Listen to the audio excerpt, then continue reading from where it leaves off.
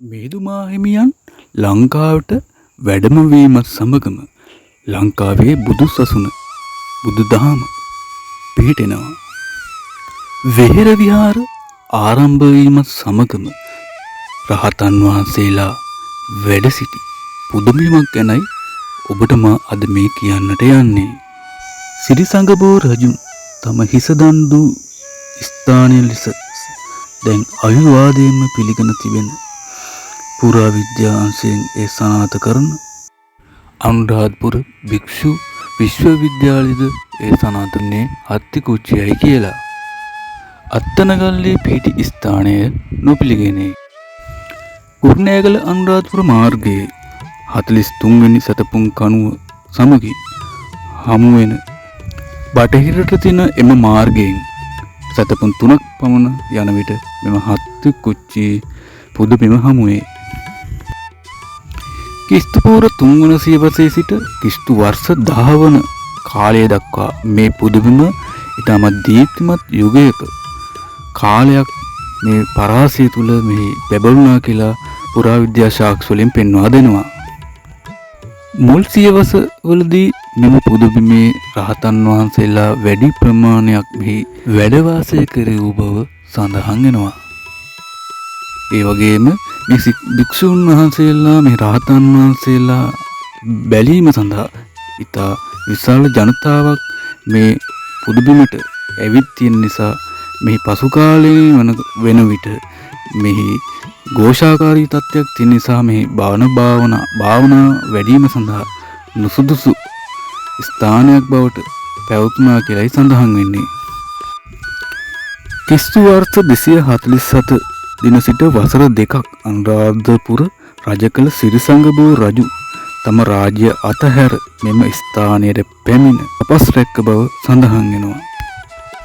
මෙම පර්වතය උඩ දිනක් සිරිසංගබෝ රජුන් තපස් රකිමින් ඉන්න විට දුගී මගී ජනයෙක් ඇවිදින් තම කෑමුලක් ලියාගෙන කන්නට යෑමේදී ඒ යාචකයා දකිනවා සිරිසංගබෝ රජතුමාව. ඒ අවස්ථාවේදී මේ තපස්තුමාට මේ යාචකයා විසින් ආහාර වේල ලබා දෙනවා. එම අවස්ථාවේදී මේ සිරිසංගබෝ රජුරුවන් අහනවා ඔබ කොයි සිටද පැමිණියේ කියලා. පස්සේ කියනවා මේ මා අනුරාධපුරයේ සිට පැමිණියා කියලා.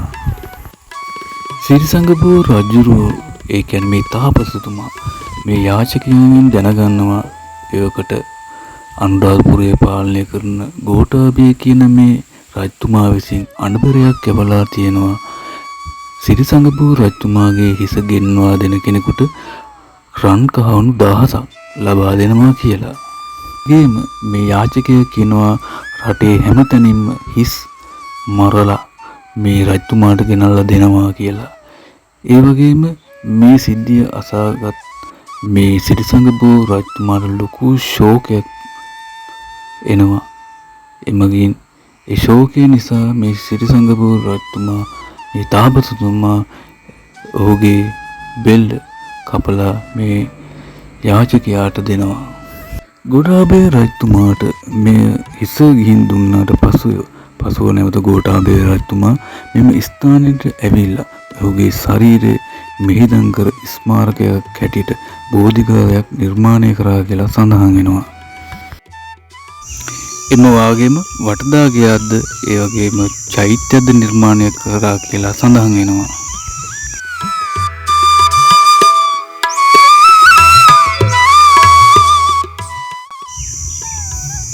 දැනට මේ හත්තිකුච්චි මේ පුදුබිමේ අපිට ගොඩක් නටබුන් දැක ගන්නට පුළුවන්.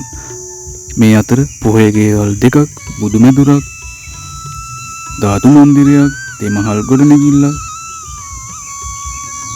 වටදාගයක්, විනාශ වූ චෛත්‍ය 8ක්, දානශාලාවක්, කිසිදා ඉර නොපායන පොකුණක් හා පොකුණු කිහිපයක්ද ලෙන් 38ක් ඇති බව සඳහන් වෙනවා.